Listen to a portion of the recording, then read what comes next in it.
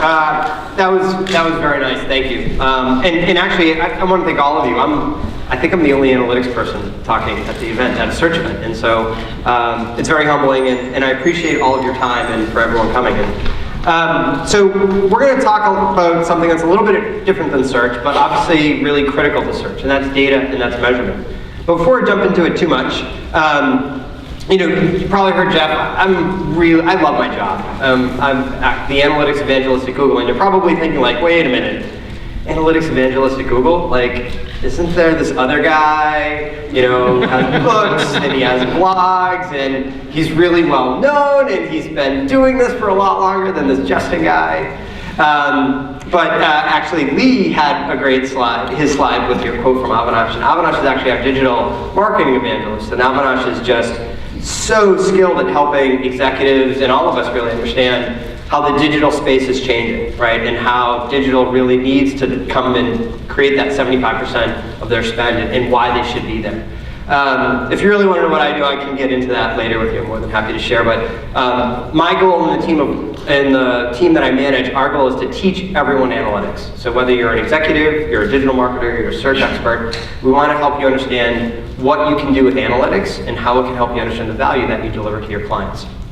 So what I'm going to talk today about is kind of how there's a pivot going on right now in digital measurement. And we spent a lot of, you'll see analytics and you'll see slides about metrics like page views and conversions, and we talk a lot about this stuff, but analytics is actually going through a very fundamental change that's going to determine how we all measure value and how we all evaluate what we spend and the return that we get off of that spend. And the change is happening because we're now able to more accurately measure users, right? There's this big change in technology, mobile devices, on the web in general, where we can actually start to get a better sense of what individual users are doing. And this is really important, right? It's important for a couple of reasons. First, it's important, as Lee mentioned, I'm probably going to reference your talk about 20 times because it'll create some nice imagery. Segmentation, right? When we get down to talking about users, we can start to segment users, people, and understand them better. And then we can meet their needs a lot more effectively. And let me give you an example of this. We have this thing called the Google Store. We sell all sorts of Google crap, right? Like you buy bean bags and lava lamps and t-shirts and all this really junky stuff. Kids love it. It's a little bit tchotchke for me. Anyways, we looked at some of the data there, and we found that 82% of the revenue that we got from the Google Store, it actually only came from 16% of our customers, not website visitors or users, whatever you want to call them. 16% of the customers. It's a really small number of people, right? When we look at it as a fraction of the number of people that actually came to the website, it was like less than 5%. And so what we get into is, and there's a little bit of an echo here, sorry guys. Like, would you treat those 16% of customers the same way that you would treat every single person that comes to the website? Do you want to do that? Like, it doesn't make any sense to me. And probably doesn't make any sense to you either. Right? But we can't create unique experiences, we can't create digital marketing if we kind of don't do this segmentation and we don't start to segment out users to understand these different sets of users and then meet their needs individually. And for a long time, we've really just thought about sessions as a proxy for users, but now we can get to users, and that's a lot more effective. So that's kind of one of the first things that we want to, first reasons why we want to make this pivot and the switch to users. Capiche? There you go, a couple people. Come on, you guys are Midwesterners. I thought Midwesterners were like super friendly and always smile and like really laid back. Well, yeah. Okay. So there's a second reason that a pivot to users is happening, and it's really exciting. Again, this is the second quote from Avinash for the day. But we're getting to the place where platforms and systems can be used to do really effective targeting, or what we call remarketing, right? And so the behavior, user behavior, which is what we've always studied in analytics, what people do, we can now use that as a signal to help create more targeted and more appropriate advertising and marketing experiences for people. Okay, and let me give you an example. So, how many people have used remarketing before? And they're great. How many people have used Google Analytics remarketing? Ooh, pretty good. For the rest of you that haven't, which is like 70%, Basically, you can create this segmentation in analytics where you can segment the people that come to your website, and then you can actually use those as a remarketing list. And you can change the advertising that they see as they browse the internet. Just let that sink in for a second. You can target advertising across the internet for a group of people. As long as it's more than 100 people in your group, you can change what they see, which is pretty darn powerful, right? Because you can not only customize the creative, you can customize where it's shown, frequency, all sorts of stuff.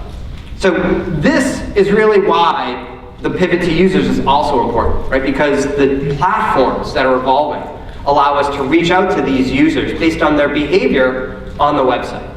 And what we're going to talk about is it's not only on the website is really just a proxy for behavior of users, period, when we talk about analytics. Let me tell you a quick story. How many people like watches? All right, a couple of the dudes, some of the ladies, right? Watch people. I'm a little bit of a watch guy. I've got a couple of watches. My wife doesn't really let me buy watches anymore. We have kids. They need to go to college someday, so. There's a company called Watchfinder, and they did something that was really cool. They were working with one of our partners. And some watches can be ridiculously expensive, right? $5,000, $10,000, $15,000. And it takes a certain type of person to drop that much cash on a watch, right? And it's obviously a process, right? You got to go through and you got to get the right person. You might need to make sure you have the right inventory for what they want, the right brands, the right styles. And so they were working with one of our partners to create some remarketing lists, right? And so they know that most of their watches are bought by men and they're within a certain age group. So they created these remarketing lists, right? So they go through and they created segments, right, in analytics. And you guys have probably all seen this. This is our segment builder, and you can say, age, gender, you can choose like an affinity, right, auto enthusiasts, right? So they had all their personas figured out, and they were able to segment their data in analytics. They're users, right, using this. And what was interesting is this is great, right? This is good because we're segmenting people, we can reach this audience, which is what we really want. But then they did something that I thought was just brilliant, absolutely brilliant, right? They went into their analytics data and they noticed we sell a ton of watches to people coming from JP Morgan, right, Deutsche Bank, Fidelity, large financial institutions. So you're probably thinking your directors and your VPs that are getting these $500,000 bonuses and being I'm gonna go buy 5 big watches. And they used that as a signal in their remarketing. So it just wasn't about the audience information, the demographics and their interests. It was also about, holy cow, let's just show these advertising experiences to people that are coming from these networks, from these large corporations, right? Behavioral information. And that was key. And what they found was those campaigns that included a behavioral signal about where that user was located, they were 1,300% more effective than their standard campaigns, remarketing campaigns. So the behavioral data is critical in order to reach the right audience. It's a really important component.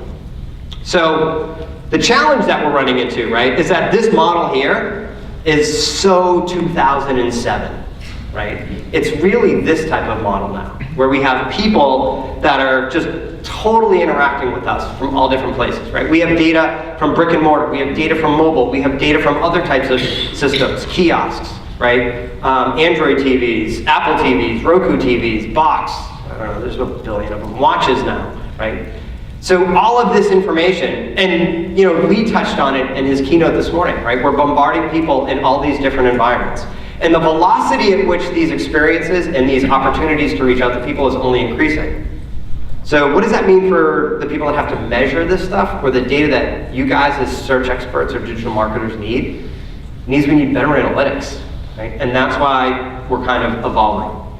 So we're moving into user-centric measurement, right? I think you've heard about user-centric design in the last presentation. You heard user-centricity, and now you hear user-centric analytics. Oh my God, the synergy is amazing. It's totally jiving with all my other presenters. So I wanted to talk to you guys a little bit about how we're changing and what you need to think about in order to get from where you are today with your measurement to maybe where we're going. So the way that I like to think about it is we need to redefine, we need to re-implement, and we need to react, okay? Everyone's got to have a hook. It's my hook. Redefine, re-implement, and react. We need to redefine the metrics that we want to report and that we want to understand.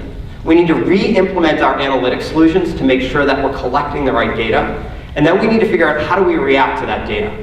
Whether it be manually, right, through some email campaigns or in an automated fashion, taking advantage of platforms that allow us to do marketing or marketing automation, right? How do we create triggers and things like that?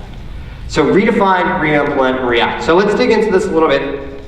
And how many geeks do we have? Like people that don't mind getting their hands dirty with a little code? Okay, cool, awesome. I'm feeling it. How many people will vomit if I show you code? Oh, just you, okay. So, can we get her a bucket real quick?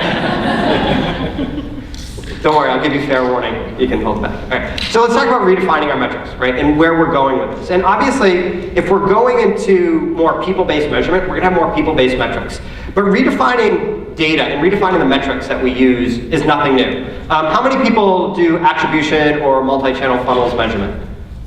That's it? Do you know how much work it was to build this stuff? Like seriously, how many people know about multi-channel funnels? Oh, great, you're just ignoring it, even better. But see, so we've already had really a very big shift in measurement and in analysis when it comes to understanding the value of campaigns and digital channels. It started with multi-channel funnels in about 2011, attribution modeling in about 2013. That's when these types of analysis tools became available to everybody for free in Google Analytics and a few other things. And I think that was the first time a new metric, assisted conversions, assisted revenue, right, really came into our vocabulary as marketers and analysts. And so everyone should really be using those type of metrics right now when they talk about the value of a campaign, right? Obviously, I think Oliver did a great job talking about the objective of a campaign, right? And aligning everything with the objective of the campaign. Obviously the metrics align with the objective, right? But some campaigns may have a more vague objective, and that's where measuring things like assisted conversions for that campaign or assisted revenue for that campaign is really important. A lot of brand-based activities, assists can be really helpful, right? So that was kind of our first foray into introducing new metrics. But when we think about users and measuring the value of users and user-centric measurement, the metrics really change quite dramatically, right? So right now we're measuring things like revenue, transactions, conversions, what's the other one I had? Average revenue per transaction. But when we get into measuring users, right, we're gonna start to say, well, let me measure the average revenue per individual, or let me measure the transactions per user. Right, which is slightly, we're different. We're not talking about sessions now. We're talking about people. And by doing this and shifting to the person, we're starting to move into better segmentation and understanding who are the people that are most valuable to me, right? Rather than the sessions that are most valuable to me, the people. Because people, I can do things like, I can reach out to them again. I can remarket to them, right? I can do database marketing, which is really my favorite thing in the universe, after unicorns. The other thing is we do much better segmentation when we talk about users, right? If you're in commerce, you're segmenting new versus repeat customers, which is a critical thing to do. And so we want to get to this place where we're thinking about the user and the value that they bring to our company long term, whatever it may be. And the reason is, for 10 years, we've been so focused on conversion rates of sessions, conversion rates for different types of campaigns, right? We're that one singular moment. And that was good when it was all we had, but looking beyond that is really what we want to start doing, because if you want to determine what should you spend on a certain type of advertising, if you want to determine how much to invest in email or search or whatever, it's not just about the conversions you're going to get today, it's about the value of the customer throughout their lifetime, right? The whole retention thing, it's actually kind of important. And this is where digital analytics, and actually digital marketing, right, in general, is really moving into a space that's been traditional marketing. Right? Some people may argue that traditional marketing is catching up to digital or whatever. I personally like to think that digital is moving into the world that we've had in traditional marketing for a long time. Right? Certain business models online, like apps, really understand this and really get it because they're concerned with things like ARPU, average revenue per user, right, churn, things like that. And that's really where we're moving. CPA, very crappy. Well, unless you're measuring it really in a different way, but if you're just measuring around the moment, it's not so great. You want to measure a longer term. And that's why pivoting to users is important. Okay, so Redefining metrics, right? We're going to talk things about revenue per user, transactions per user, high value users, right? Ones that maybe transact more than once a month, once a week, depending on what your objective is. If you're consumer packaged goods or if you're a retailer, how's that change? The re-implement phase is really where this stuff starts to get crazy, right? Because digital is almost everything now, right? Everything has a digital component, and if it doesn't, systems integrations has come to a place where systems talk to each other all the time. Right, so if you're in retail, your fulfillment systems, talk to your order management systems, customer systems, talk to your website, talk to everything. Right? We have this almost ubiquitous transfer of information between all of our systems. And all of that data is really important when we're trying to do stuff online. Right? Because online, again, if we think about the overarching goal of reaching out to users, we don't want to reach out to them with a message in digital that is inappropriate because of something that they've done somewhere else. Right? And we're getting to that place where we can kind of sync up all of the data to make sure their digital messages match up with their behavior that may happen in other areas. And this is why we came up with something called universal analytics, right? The whole objective was to kind of disassociate analytics from web, or disassociate analytics from mobile. Oh, you need to see something. Oh, you didn't see it, sorry. There you go. Right? We wanted it to be everything. So whether it's call center, whether it's kiosk, whether it's smartwatch, whether it's glass, who cares? It doesn't matter. We can get data from all of these different places. Again, don't think of it as data. We're collecting user behavior information that's happening in other worlds, like Minecraft, and we're using it in our digital analytics world, or our digital world, in order to customize the experience that our digital users are having. And so, just to get into a couple little GUI details, not too much, right? Traditionally, right, the way that we're going to do this is your web server serves up a page. And what we want, or we're giving you the opportunity to do, is pass an ID into the web page, right? The ID of the user that you might have. So someone is visiting your site, the web server generates the page, it includes an ID. When you send the data off to analytics, it includes that same ID. Same user ID. So it could be a customer ID, it could be any type of user ID that you use for your business or your organization. Salesforce ID, whatever. Right? Where does it come from? You have to have that ID. Right? So it might come from some type of database that you have. A lot of organizations are lucky. They have 2, 3, 4, 5 different ways to ID their customers. Woo! That's my East Coast sarcasm, if you didn't notice it. Right? That's the problem. But the secret sauce here, right? What's happening is, if you have a way of identifying your customers or your leads, right? We don't care what the number is. If you can get that into the data for analytics, then what we can do is, as we process the data, we can say, oh, here's all the data from Mr. Blue. Here's all the data from Mr. Yellow. Here's all the data from Mr. Light Gray. Here's all the data from Miss Dark Gray.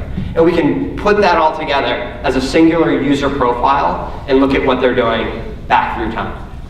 Okay? Doesn't matter where the data comes from, right? It could come from a website, it could come from a mobile app, it could come from a call center, a kiosk, whatever. Now, so how do you use this? Well, so Universal Analytics is out there. You guys can upgrade. How many people have upgraded to Universal? Oh, sweet. About half of you guys. We're really psyched about that. I'll just do this quick. You have to turn this thing on. We call this user ID, right? Go figure. User ID, user ID. Pretty intuitive naming, right? So if you turn this on in your admin, you have to, you'll get a little bit of code, and we give you this option for this thing called session unification. I'll tell you about it in a second. But basically what happens now, right, is if we're talking about a website, you have to add that ID into your little code that goes on the website. Are you feeling okay or kind of queasy? You can, all right. You can do this through tag management. Anyone using Tag Manager or Incitin or a Dynamic Tag Manager, any of those? So tag management, we support that as well. If you're not using tag management, all the cool kids use tag manager. Just think about that. So, right, so if you give us the ID in our little code snippet, that creates, again, a key that we can use to join all the data together. Mobile apps, same thing, right? So, Flipboard, Evernote, like just think of all the apps that you use that are multi-device and have a login, right? So, same thing happens here. If you put that ID into that experience, we can join all of the data together across all of the devices, and you get that unified view of the user, right? And then we can understand what they're doing on multiple devices, and that just becomes regular data in analytics. We can use it for all sorts of analysis and actually advertising targeting as well. So one of the options that you have when you use this whole user ID feature is this thing called session unification. And basically what it does is it allows us to just tie the sessions together when we have the IDs, right? So some of us don't stay logged in all the time to certain experiences or to certain services, and it may be the same for you guys in some of the services that you do. So you might have some data that comes from your website and your mobile apps that has a user ID value, some data that might not have the user ID, some data that might have the user ID, right? So we might have a sequence here of sessions where the user logged out in the middle for whatever reason. Maybe they were surfing some inappropriate material. Not that that ever happens on the internet or on their phone. But we'll join that data together, right? We'll be able to join that data together. Obviously, if they're not logged in to your service and you don't send us an ID, then that's kind of a hole in the data story that we have. So it's kind of a delicate balance, right? Of where does the user's privacy start and end, right? If they're a member of your service but they log out, should you still send us that user ID value? How many people think yes? How many people think no? How many people just don't want to get in trouble with Google? Don't worry, I don't work with the search team. We're not going to penalize anybody. But it's a really important discussion, right? Privacy is a very, very important issue, and we all kind of skirt around it a little bit. But this is kind of the reality of the way that our system works, or the service that we're going to provide to everybody, is that if the user ID is present, great, we'll join all that data together. If it's not present, we're going to respect the rights of the user, and we're not going to include that data with them. Can you get around this? Absolutely. You want to know how? We can save that for the questions. So that user ID feature, right, joins data together. And it allows us to, again, focus everything on the user, all the data on the user, independent of where that data is coming from. Any type of device you want to use, mobile, web, whatever.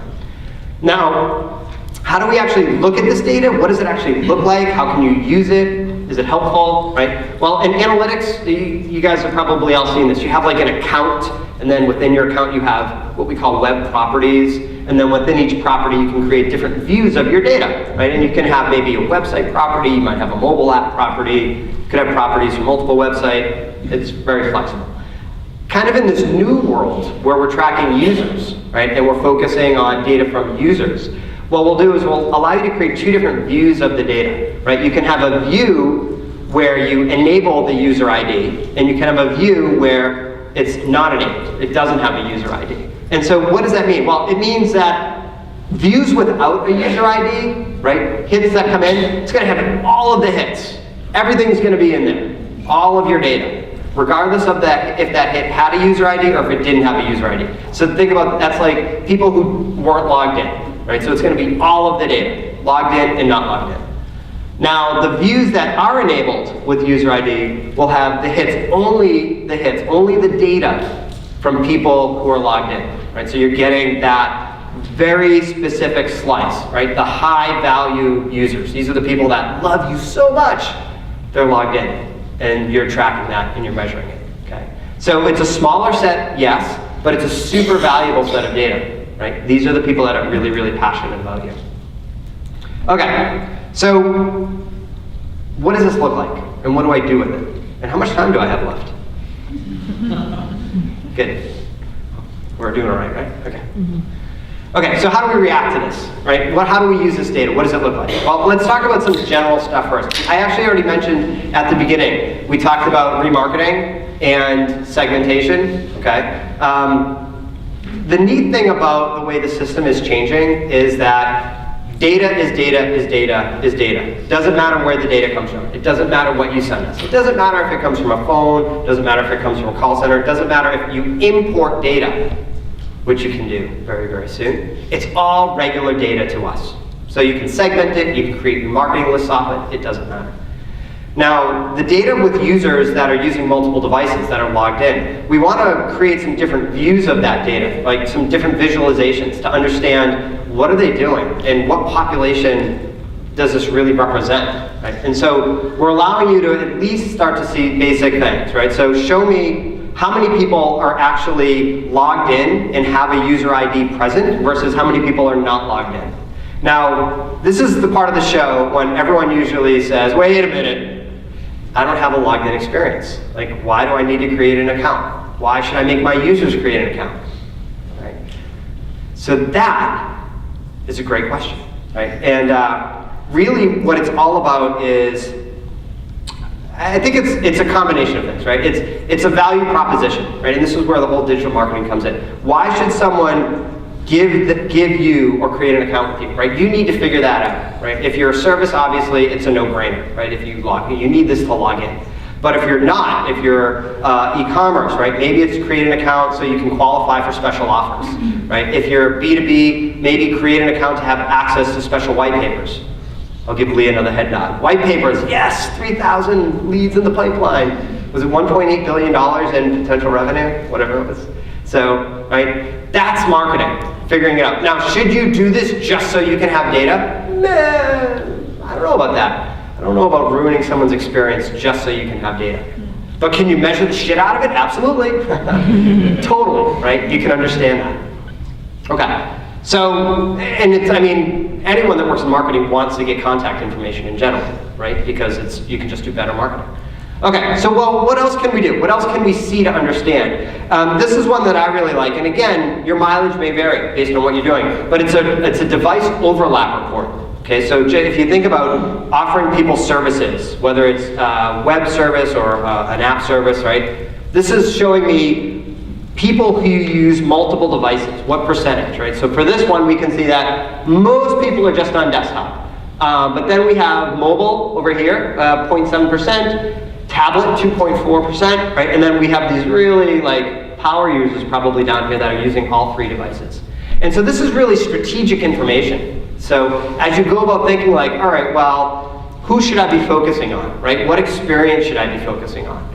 Should I be focusing on desktop? Should I be focusing on on mobile or tablet, right? And then we can actually let you do segmentation around this as well, so that you can segment out these users and maybe look at things like, well, what is their value to my business, right? What is their conversion rate? What are the other things that they're doing? Task completion rate for certain types of tasks, and understanding that, right? And if it's really high, then are there ways that we can promote and really make more users? Maybe we can do in-app advertising on our own, out of our own inventory to drive people to say like, oh, hey, maybe you should try the tablet app if you're looking to browse products because you'll have a better experience, right? So very strategic information here that's really useful. And then we give the same data kind of as a tabular breakdown, which is just really kind of boring. The other one that I really like is we're doing more pathing. Right, and so for those people that have used the multi-channel funnels report, all 17 of you, and for those other people that are just ignoring it and not looking at it, this might look familiar, right? So we've done pathing before when it comes to marketing channel, right? Direct, organic, referrals, search, display. But we're going to start doing that with devices now, right? And so now, again, depending on what your business is doing and what the experience is, you can start to see, people starting the experience on one type of device, doing a lot of activity, and then moving over to another device to finish up whatever process it may be. Classic example is shopping, right? Of people looking and browsing on one device, but then converting on another device, okay? But the goal is, again, to understand how all of these users interact and the value of those users, so that you can then think, oh, I should be having more people engage with us on tablet or on smartphone or on web. Or I should be targeting these activities to these specific devices. And there's also some cool stuff that we can start to do with segmentation, like I said before, right? We can start to see different path lengths. We can look at different types of conversion activity, which is expected now in any analytics tool, right? So that we can start to say, like, just show me the people that transact, or just show me the people that sign up for the newsletter, or whatever it may be. Okay, so hopefully that gave you guys a little bit of an idea of how we're moving things along, right? This is all available today. This is all stuff that you can do today. And I think starting to introduce these user numbers, right, user-based segments, user-based metrics to all of your reporting is really, really important. So whether you're doing reporting based on channel, start to bring those in. I thought I'd throw something in there that's a little bit more advanced. Maybe just something to say like, holy shit, this is pretty cool what you can do. So, how many people do email marketing? Good. I love email. It's so awesome. It's just nice. Like a good email campaign, nothing like it. Like it knocks the socks off. You can use it for acquisition. You can use it for retention. It's just so awesome. Anyways, so email's a really cool thing. Now, I mentioned before, analytics, right, is really like this hub now, right? We can collect data from anything. And then you can use remarketing to remarket to users, okay? And remarketing is based on behaviors, what people do. So follow my thinking here. Remarketing is based on analytics data. Analytics data can be data about almost anything because we can collect from anywhere. So in theory, you can create remarketing off of any behavior. And so what I was thinking was, what you could do is you could do an email campaign, right? And what you could do is you could say, all right, well, here's the list of people that I sent it to. You might have a user ID associated with them, so you can actually sync that data up with Google Analytics data. You could even send us data about who opened the emails, right? If you have some information about open rates and specifically the users that opened versus didn't open, we can get all of that information. You can send all of that data to analytics. You could do it either via sending us hits through what we call the measurement protocol, or you can upload that data into analytics and join it with your web data, right? Again, we need a key, and that key would be the user ID of the user. And then, oh my God, all of that data can be used for remarketing across the internet, right? So you can say, in analytics, I want to segment all of the users that received my email campaign but maybe didn't open it. Or I want to see all of the users that did open it, that visited the website from it, but maybe didn't buy. Could be possible you might want to create some type of campaign around that and say like, hey, you missed our special offer, extended for 1 week only just for you, right? You can have creative that matches that email or whatever it may be. Right? Oh, and you can also mix in all of the other behavioral signals that you're getting from analytics, right? There's like 250 other signals that are in the product. So to me, this is a great way of saying like, I'm going to take some action that maybe wasn't impacting my online advertising, right? And I'm going to actually now use it as a way to do that. And you can do this for any setup, right? Any data that you have in your systems can now be ported into analytics, and it becomes just first-party data. Regular information that you can use to customize different types of, oh, that must mean I'm done. You guys don't mess around out here, do you? Time's up. No more amplification. That's good. I'll use my dad voice. I'm near the end anyways. So really what's happening is that analytics is evolving, right, into behavioral measurement, but much more than that, right? If you can get the plumbing in place, the systems are there that allow you to do more effective marketing, not just the advertising, because the data encompasses a lot more than just what's happening on the website. Right? The more data, the better the advertising and marketing experience you're going to create online for your users. It's going to be more consistent, it's going to have a singular voice, a singular message, and it's going to reach the right people at the right time. So I think that's it. Look at that, right on time. Perfect. Cool, so I think we have like 10 minutes, and we'll do questions about anything. What? Except for one thing. I'm going to say one thing. No. We're not going to reintroduce keywords for organic search.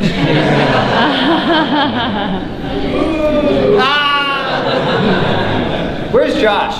Josh was great. He was like, I love that you did that because you made me a better search marketer and digital marketer. You made me up my game. So. 2 years. We have a question. Cool. So as we're looking at moving towards a more user-centric and getting all the plumbing in place and everything, I think attribution modeling is going to be more and more important, definitely. So in your experience looking at whether it's last click referral or time decay or position-based, which of those do you think is going to be the most important or sort of the most reliable attribution modeling? Is that based on vertical or sort of how do you look at that? Yeah, so I'll pick up the slack for Lee and answer his question from this morning. It's a joke, come on. So the thing about attribution modeling is everyone kind of feels like there's like this, this is the model for commerce, or this is the model for, lead gen, or whatever. And in reality, attribution is a really nuanced thing. And it's something where a model reflects what you put into it, but you have to test and prove it. So that's kind of the first thing. Now, in terms of like where would I start with attribution modeling, I like a time decay model, and the primary reason is that when a user is thinking about converting somehow, right? It's, the stuff that happens way back in the distance, obviously it depends a little bit about what they're going to buy, but things kind of ramp up towards the end, right? They really start to do more searches, they really start to get more involved, they might start to ask more questions.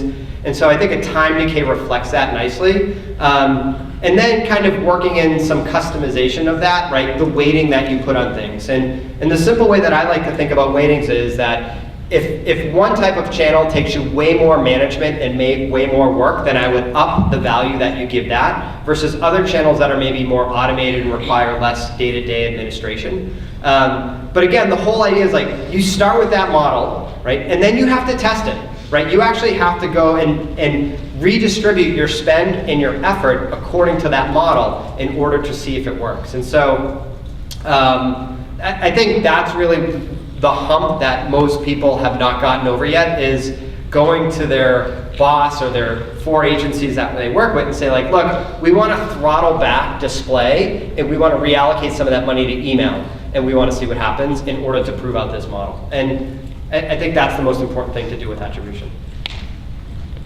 Does this thing work? Oh, okay. Okay, cool. I'm sure you never get this type of question, but I was reading an article. It's a follow-up question to the last one. I was reading an article by Avinash, of course, and he was saying that his favorite way to start with attribution modeling is position-based, where first and last click gets a lot of credit, and then in between gets, you know, the rest of the share. That's kind of conflicts with time decay, because basically the first click gets screwed. Yep. So how would you, how would you reconcile the advice that you gave us with kind of the advice that Avinash talks about too? He's clearly wrong, obviously. Right? Who's the digital analytics evangelist here? Right? No, just kidding.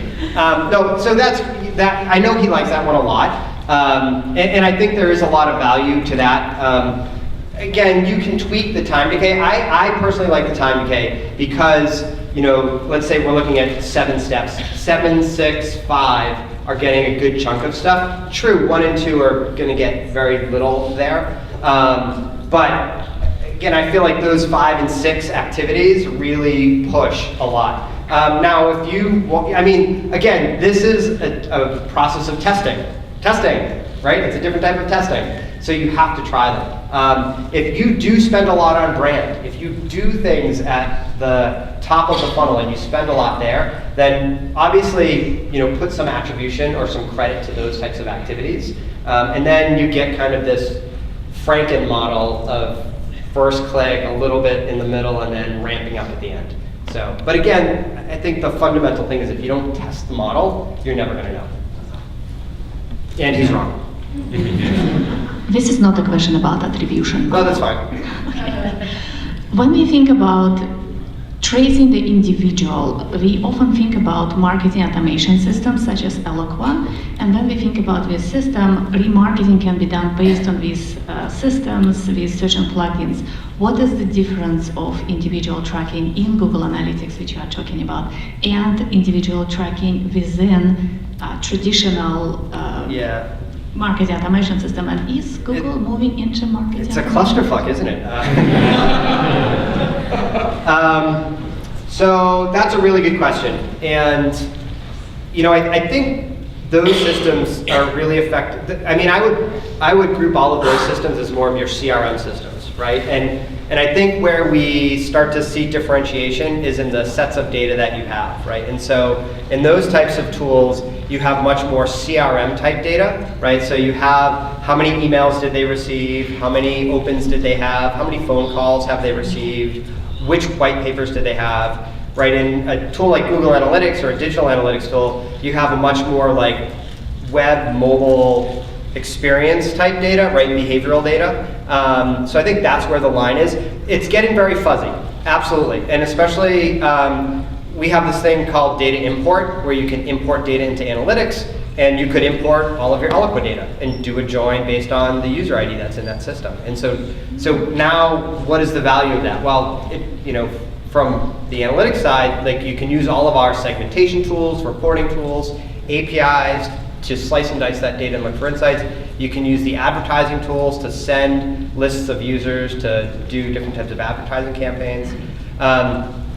I think that's just one of the things about the changing environment that we're working in, and you're seeing it.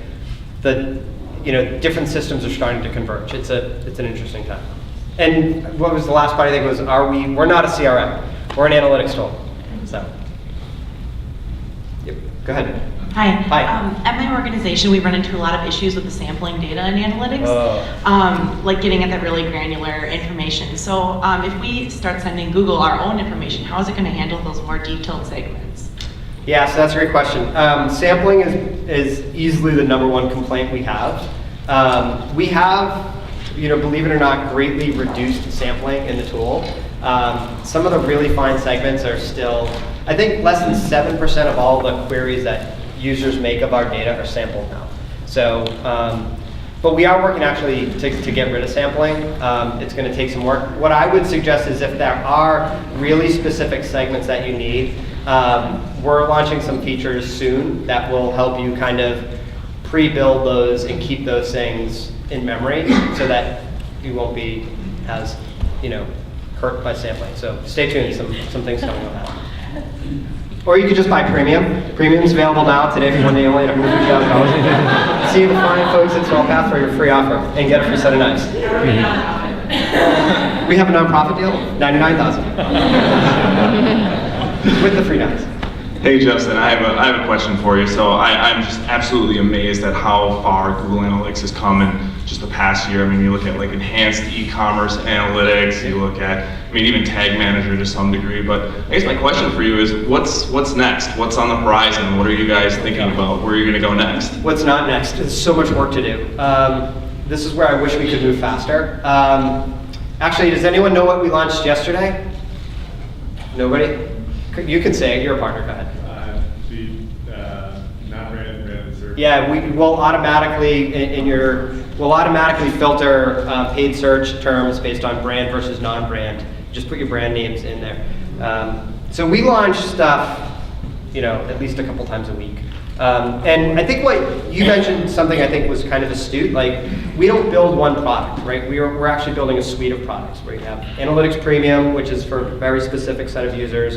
We obviously have Analytics Standard. We have Tag Management to make data collection easier. And we just bought a company called Odometry about 4 weeks ago that specializes in on and offline attribution, multi-channel, omni-channel, unichannel, whatever you call it. So, so what's next? I think we've kind of hit this point where if you look in terms of themes, the user is the next theme, right? And what we're talking about now. And really what's next is we really need to blow this out, right? We really need to make this much more user-friendly. We need to make the data much more complete, and we need to make it easier to do a lot of these things. And so I think that's where you'll see us focus a lot of our attention, is taking this stuff to the next level, both in simplifying the data collection, simplifying the analysis, simplifying the actionability of the data, in order to help you guys run more effective campaigns and reach that right audience at the right time. And when I say that, a lot goes into it, right? Like, it's everything from better segmentation to better reporting, better data import, simpler segmentation tools, more, like we actually launched a feature called, anyone use a feature called, what do we call it? Dynamic list creation? Okay, never mind. No, but we'll automatically create remarketing lists for you if you're in e-commerce. So we'll automatically create lists based on purchase behavior, product affinity, things like that. So I think, again, automation and user-focused is really what we want to make happen. Any sneak peeks? No. We have time for one more question. Anyone have a really great question? He's a ringer. I've been asked somebody to Google this question for a little while. Are there any plans to facilitate the integration of data from other systems into Google Analytics? So, whether or not that is facilitation for the vendors themselves, but more so for the average marketer to just be able to look at a page of. What day is it? Friday. Can you wait hours? Yeah, we're working. We're really working to make. So there's two answers to that, right? So. One of the things that I've always felt has held analytics back as truly being successful in business is the lack of integration into other platforms, right? And And we say that like it's, oh, we're going to integrate analytics into Eloqua, we're going to integrate analytics into Miva Merchant, or we're going to integrate analytics into Magento, whatever, right? And those are actually really, really complex like commercialization efforts, not just technology efforts. But we're definitely trying to work with more vendors to make things seamless across all platforms. To answer your second question, absolutely, right? I think we want to make everybody be able to take a CSV file and just suck that right into analytics. Or if you're a nerd, run a cron job, right? That pulls data out of system 1 and sends it off to analytics every night or every few hours or whatever it may be. So the latter is coming very soon, like very soon. Soon, I didn't mention it, so it might be a nice way for the week to start next week. So it's funny, I used to be that guy, like asking like, can you tell us when?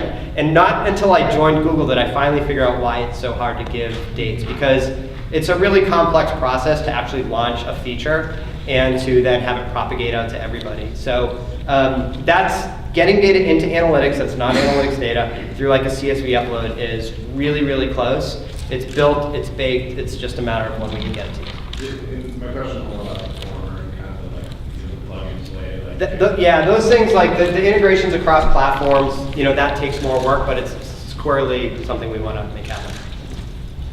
All right. That was amazing. Give it up for Justin Cutroni.